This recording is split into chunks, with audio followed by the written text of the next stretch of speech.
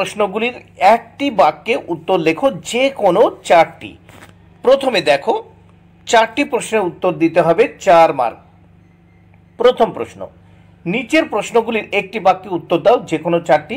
একের ক, আমাজন শব্দের অর্থ কি? আমাজন শব্দের অর্থ বিশ্বের ফুসফুস অথবা নারী যোদ্ধা হয়। ঠিক আছে, নারী যোদ্ধা।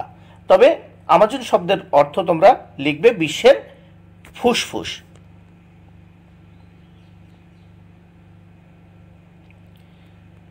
খ দাগে দেখে নেওয়া যাক, উবা কি দিয়ে ছবি আঁকায় খুব উস্তাদ ছিল? উত্তর, কাঠ কুটো। গ দাগে, ময়ূরপঙ্খী বজরা কিসের মতো দুলে দুলে চলবে? উত্তর, মরাল অর্থাৎ রাজহাঁসের মতো। ময়ূরপঙ্খী বজরা কিসের মতো দুলে দুলে চলবে? মরাল অর্থাৎ রাজহাঁসের মতো। ঘ দাগে দেখে নাও, সত্যি চাওয়া কবিতাটি কার লেখা? উত্তর, নরেশ গুহ এর লেখা। সত্যি চাওয়া কবিতাটি নরেশ গুহ এর লেখা। অঙ্গদাগ, কার নাকে নোলক ছিল? উত্তর, সেজ পিসিমার মেয়ের নাকে নোলক ছিল।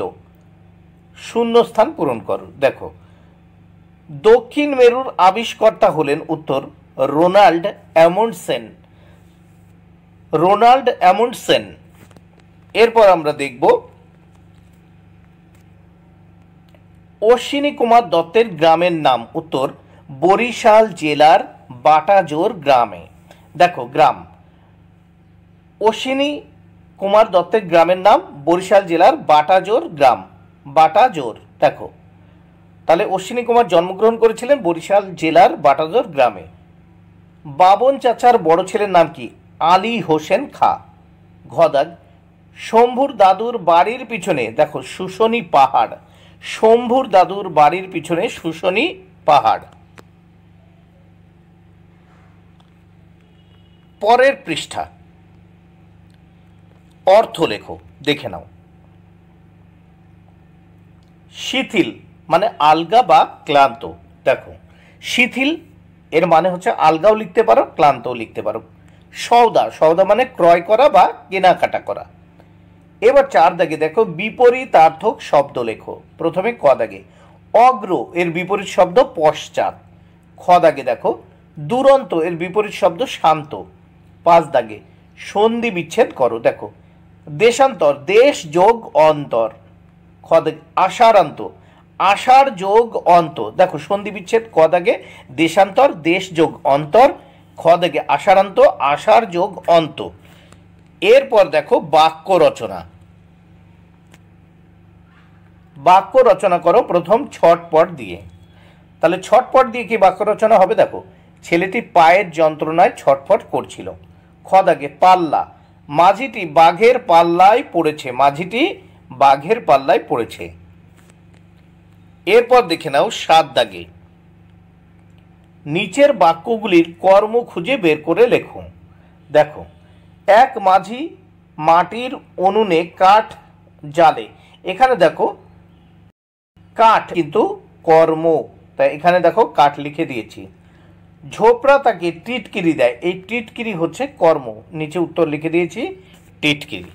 তাহলে নিচের বাক্যগুলির কর্ম খুঁজে বের করে লেখো। 7 কতে, এক মাঝি মাটির উনুনে কাঠ জ্বালে। উত্তর, কাঠ হচ্ছে তোমার কর্ম। তারপর খ দাগে, ঝোপড়া তাকে টিটকিরি দেয়। এই টিটকিরি হচ্ছে কর্ম। এইবার 8 দাগে দেখে নাও। 8 দাগে কি বলেছে? যে কোনো একটি বিষয় অনুচ্ছেদ লেখো। দেখো, কতে আছে গাছ আমাদের বন্ধু, অথবা আছে তোমার জীবনের লক্ষ্য। এই দুটো বিষয় দেওয়া আছে। দুটো বিষয়ের ভিতর যে কোনো একটি বিষয় সম্পর্কে তোমাদের লিখতে হবে, অনুচ্ছেদ বা রচনা করতে হবে। তাহলে আমি গাছ আমাদের বন্ধু এটা দিয়ে একটা অনুচ্ছেদ রচনা করে দিয়েছি, বেশ কয়েকটি লাইন দিয়ে, তোমরা দেখে নিতে পারো। প্রকৃতি মায়ের সর্বশ্রেষ্ঠ দানের মধ্যে অন্যতম দান গাছ। মানুষের আবির্ভাবের বহুকাল আগে থেকেই গাছ পৃথিবীর বাসিন্দা। মানুষের জীবনকে প্রতিদিন প্রতিক্ষণে অগণিত সুবিধা দিয়ে থাকে গাছেরা। গাছ আমাদের বন্ধু। গাছেদের অবদান মানুষের জীবনে অনস্বীকার্য। এবং গাছ ছাড়া এই পৃথিবীতে মানুষের বেঁচে থাকা অসম্ভব। এর জন্য গাছেদেরকে মানুষের শ্রেষ্ঠ বন্ধু বলা হয়ে